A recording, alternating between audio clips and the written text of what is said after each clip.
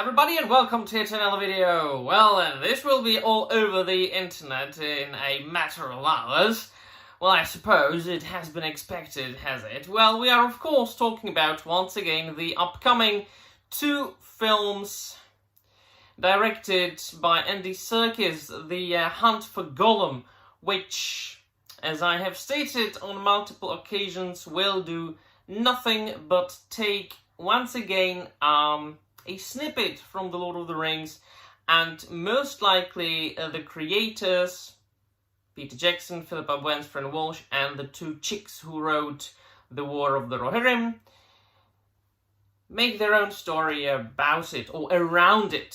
So what it really presents itself to be adapting, it's a chapter from the travels of Gandalf, of course, when he was pursuing Gollum along with Aragorn, when they were trying to get as much, or gather as much information as possible about the mysterious ring that Bilbo Baggins found under the Misty Mountains.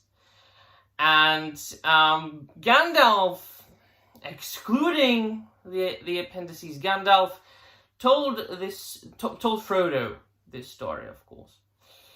And that's all we know. And I have stated once again on multiple occasions that it really looks like, at least to me, and I have been known to be correct about predictions as far as Tolkien adaptations, it seems to me that they are doing the very same thing that the Rings of Power did, that the War of the Rohirrim did, and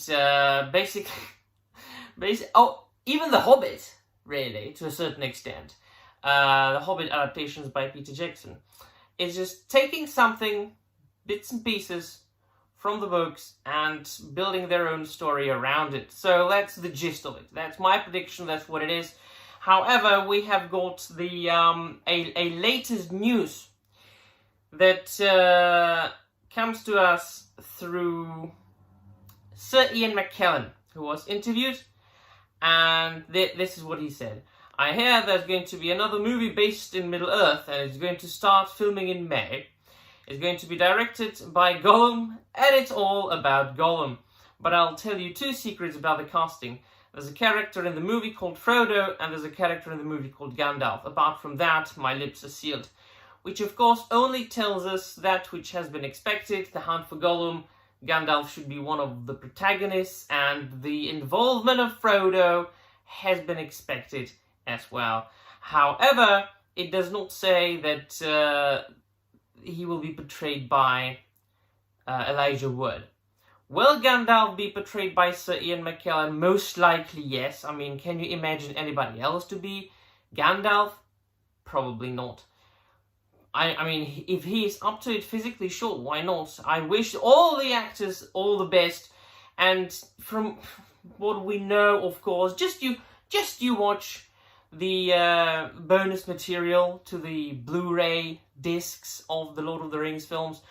I mean, all the actors from the Lord of the Rings movies, it was the time of their life, and it will never be repeated. It was their life roles and the experience they had in New Zealand, and the bonds they created, the bonds that were born between those actors. Absolutely, I wish them nothing but luck.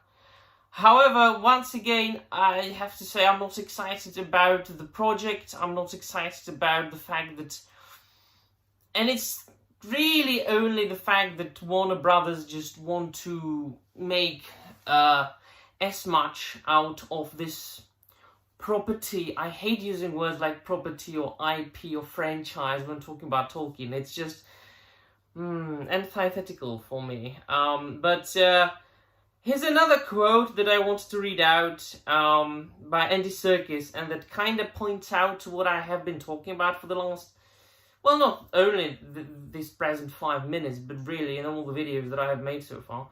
And by the way, I'm taking these snippets from Collider.com. I will post a link in the description down below to the entire article, but it doesn't really say anything new other than these two quotes.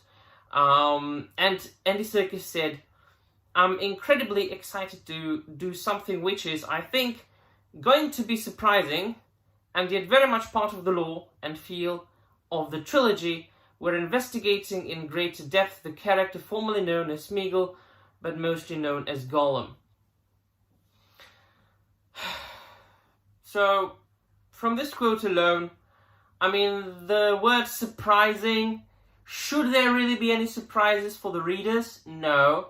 There might be surprises for the non-readers, for people who have never read the books, but that which has been written, black on white, so there should be no surprises. But I think there will be surprises, as much as there were surprises in the Hobbit films when we saw the love triangle between Tauriel, a non-existing character, Kili, and Legolas. Absolutely preposterous. They're all surprises. I mean, we were all surprised. Even as readers were quite surprised about that. Not pleasantly, though. I mean, he might be referring to some of the, cinematography that they are going to venture into, but I don't think so, really.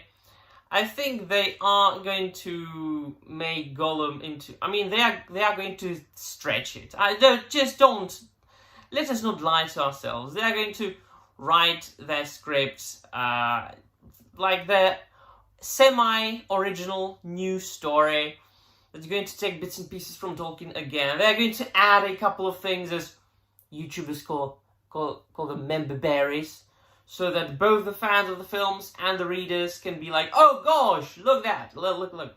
Well, they're going to try to do that, most certainly. But once again, that does not change the fact that, and once again, I have to say, doing a Tolkien adaptation is very much different from adapting comic books, for instance, or comic book heroes. Batman, Superman, Spider-Man, those characters, they have been around since the 1930s, 50s. But unlike Tolkien, in the Tolkien's case, those characters have been written and drawn, illustrated by hundreds of authors, and each and every one had a different take on the character. And so many things and events and turns of events have happened to these characters, and on top of that we've got multiverses in both the DC and Marvel publishing house, so that there are infinite possibilities of storytelling and, the different types of characters and stories that you can tell about these characters. So it's very much different, from one vision of one man. So that's why I don't particularly enjoy movie studios adapting fantasy stories like The Lord of the Rings, or anything that Tolkien wrote, like The Witcher, which ended up being a tremendous disaster by Netflix. Then we can talk about, the upcoming Harry Potter, which we don't know what it's going to be like, but, I mean, do you really need to redo it again? Well, you let me know in the comments down below what you think my difference. What do you think about the possible casting of Elijah Wood, the possible casting of Ian McKellen, and the entire matter? Do you agree with me or not? Let me know all about it. And then we'll be all. Thank you very much for watching, and I'm out of here.